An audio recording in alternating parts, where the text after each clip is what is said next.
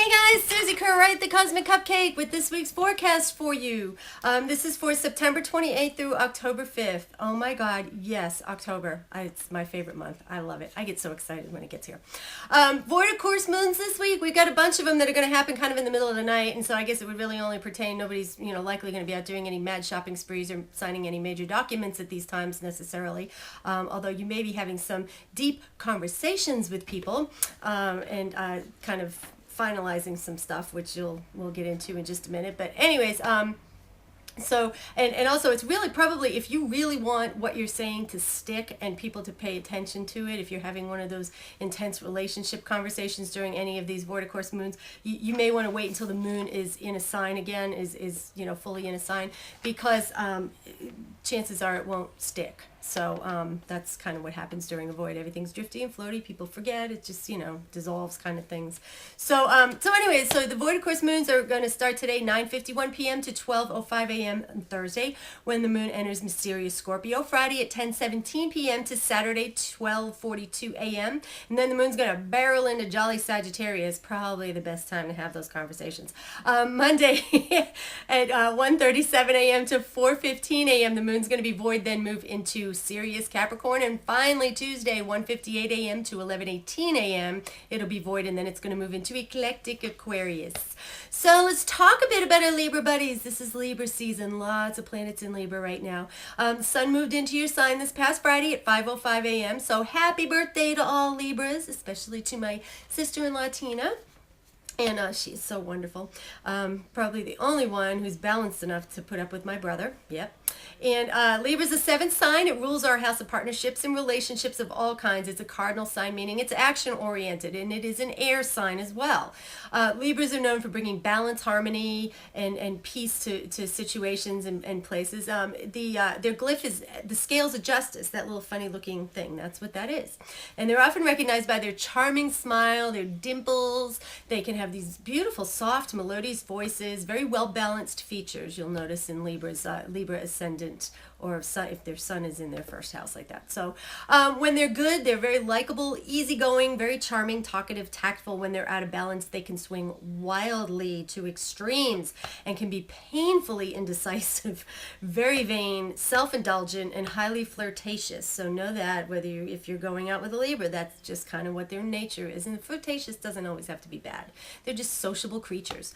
Wherever Libra falls in your chart, you tend to like to partner with others. You like to negotiate. You can generally always see both sides, and you're able to create peace and balance, hopefully. Or you can bring complete chaos, depending on how well aspected your Libra is. So you want to know about that.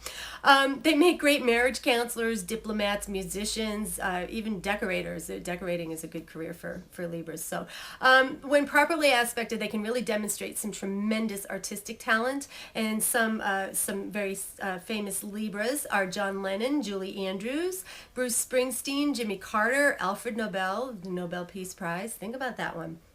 And Gwen Stefani. Those are just a few of them. So today, Wednesday, we have Sun-Mercury conjunction in Libra again, in a T-square to Pluto in Capricorn. That's an opposition in two squares. Yes, it's hard. According to Bill Meridian, he's a great astrologer, mundane astrologer.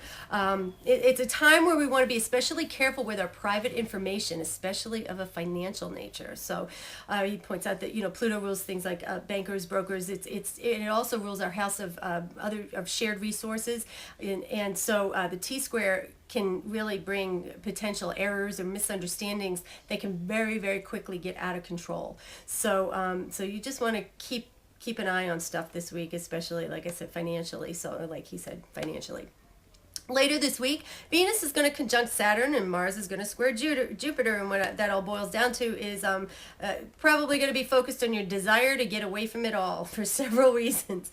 The supermoon in Libra energy carried forward is, again, it's kind of getting down to business and relationships. If they're not in good standing, they may be ending, and so you're likely to be thinking like, okay, I need to get out of here. I've got that phase done, taking care of business, and I want to think about something a little more fun. Venus is all about sociability and And Saturn is about organization, so you organize sociability. Let's see, that comes down to planning parties, maybe planning trips, that kind of thing. So it's a great time to plan large events. I would also strongly urge you to take advantage of this time to get your holiday plans made, tickets bought, things like that. Mercury will be going retrograde in November, and so you don't want to try and make plans and book trips and stuff like that during the Mercury retrograde during the holiday season. That's just asking for trouble. So other than that, overall advice, Taurus, Virgo, Scorpio, and Pisces, you're going to be in kind of a more wrap-up phase this week, finalizing some projects and things, and again, possibly relationships. This pertains to overall general stuff in your life that needs to be wrapped up. Wrap it up and go on. Leo, Sag, you're going to get, for you, you're likely to get some help from unusual places this week. So you want to pay attention to people that may be able to work with you a little bit better, make some things happen in your life that you like to.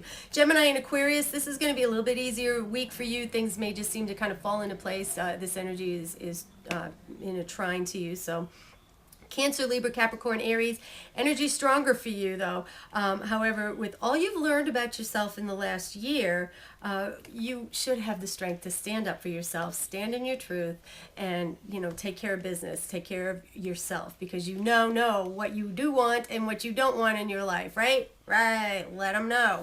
So if you'd like to know how all this great planetary energy impacts you personally, just visit my website at astrogirl12.com for everything that you want to know about the Cosmic Cupcake. Susie Kerr-Wright, that's moi.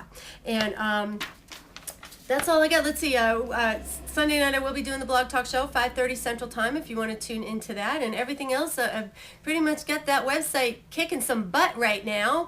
And so everything that you might want to know about upcoming classes and any events around the Nashville area is all right out there. So just go ahead and poke around that beautiful website that Evil Amy created for me. Yay, Evil Amy.